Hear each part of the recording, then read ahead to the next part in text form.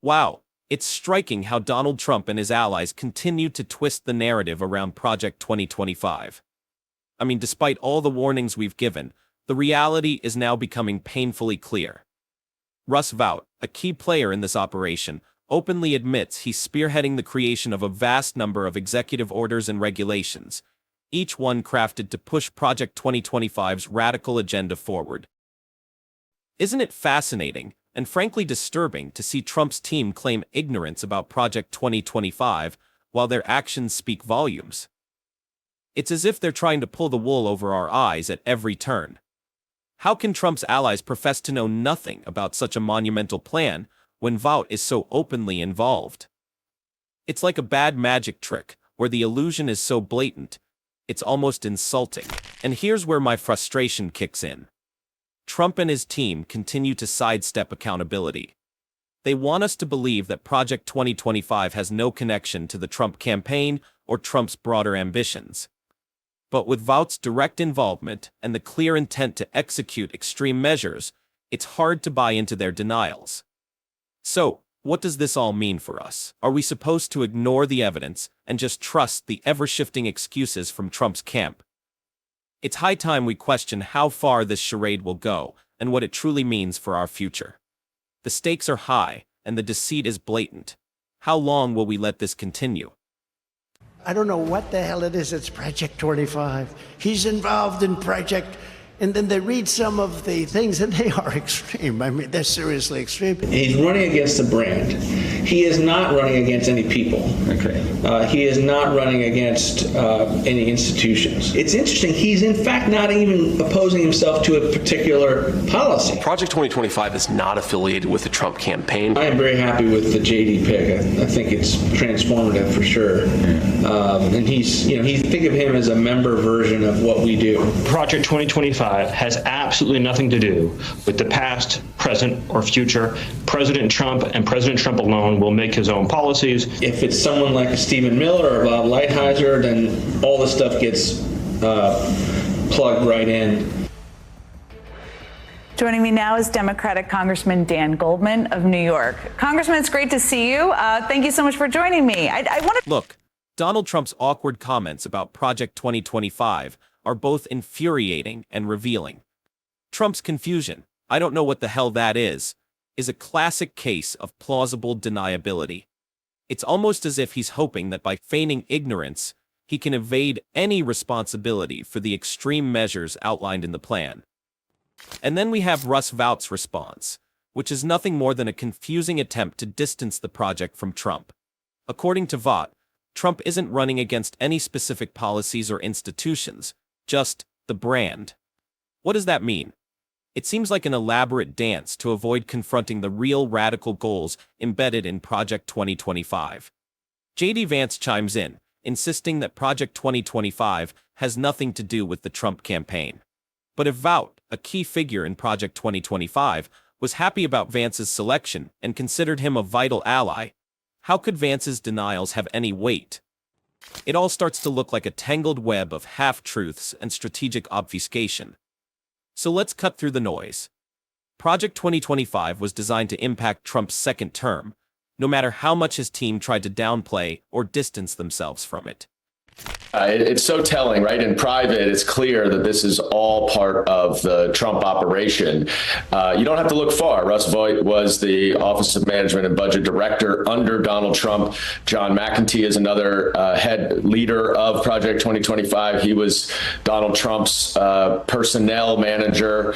Dan Lanz just left, even though he was a big part of Trump's operation. And let's not forget, Jen, this is called Project 2025. It is not called Project 2029. It is not called Project of the Future. Donald Trump has been the clear presumptive nominee since January 7th, 2021. And we all know that this is exactly what they are gearing up for. They have a massive Rolodex of people that they want to plug into the Trump administration. There has been a tremendous coordination behind the scenes. Donald Trump realizes that it is a political liability, so he will lie as he always does and try to run away from it. But he can run as far as he wants, and Project 2025 is going to follow him. Right. Dan Goldman's analysis of Project 2025 is a stark reminder of how deeply embedded this plan is in Donald Trump's operations.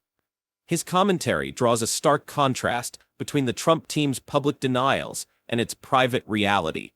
Goldman's emphasis on the backgrounds of key figures like Russ Vought and John McIntyre, both of whom have significant ties to Trump, paints a clear picture of a network deeply invested in advancing Trump's vision. It's troubling to see the Trump campaign continue to hide its involvement in Project 2025.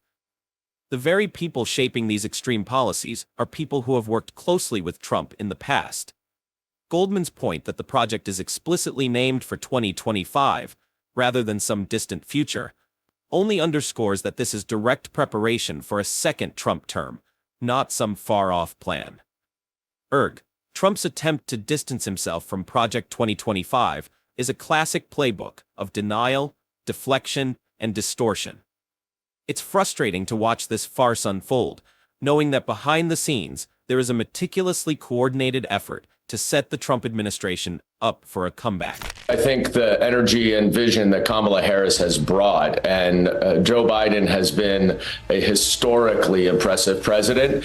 But the message he had was, we need to finish this job, and the danger is Donald Trump if not. Now we really have a messenger in Kamala Harris who can promote this vision of the future where we are working in government for the American people. We are trying to lower costs. We are trying to give people the opportunity to achieve the American dream, as opposed to Donald Trump and Project 2025, which wants to go back to the 1950s and take away our rights and freedoms and limit immigration and limit the great melting pot that is this country. And it's basically a forward-looking vision versus a regressive vision that Donald Trump has. Next, Dan Goldman points out the refreshing contrast to Trump's dark world of lies. His words show that the Democratic Party's message is shifting from simply opposing Project 2025 and Trump to actively supporting a vision for the future. Goldman's praise for Kamala Harris and Joe Biden highlights a significant shift in Democratic campaign strategy. It's no longer about fighting Trump's regressive agenda. It's about promoting a hopeful and progressive vision for the future. The energy and vision Harris brings are described as central to this new direction, one focused on reducing costs, expanding opportunity, and preserving the values that make America a diverse and inclusive nation. In contrast, Trump's Project 2025 is portrayed as a nostalgic retreat to the 1950s, a time when rights were more limited and immigration was restricted. Goldman's framing of Trump's plan as a retrograde vision is strong criticism, emphasizing that Trump's agenda aims to dismantle progress and curtail freedom. But it is grossly inappropriate and improper. You cannot use the official authority of Congress as the Oversight Committee to do partisan electoral work. And we made that clear that that's all the Biden impeachment investigation was for a year and a half. But now there's no way around it. As soon as Vice President Harris and Tim Walz are on the ticket now, James Comer launches investigations into them. It is clear that James Comer is improperly using the Oversight Committee as an arm of Donald Trump's campaign. It won't stick because there's nothing there and because Comer is inept, but it is truly, truly remarkable that they would go this far and this brazenly to make such a partisan effort out of an official duty of Congress. In closing, Dan Goldman's thoughts on the latest investigation into Governor Tim Walz's ties to China are both revealing and deeply disappointing. Goldman's disdain for this investigation highlights a troubling trend, the blatant abuse of congressional power for partisan gerrymandering. Then, Goldman goes on to make a telling comparison to the Biden impeachment inquiry. Both cases appear to be more about political posturing than actual oversight. By drawing the parallel, Goldman argues that this new investigation into Walz is just another iteration of the same political stunt, an attempt to discredit and derail the Harris-Walz ticket with baseless accusations. The frustration in Goldman's tone is palpable. He condemned James Comer's actions as an abuse of congressional power, describing it as a calculated move to serve Trump's political interests rather than pursue any real accountability.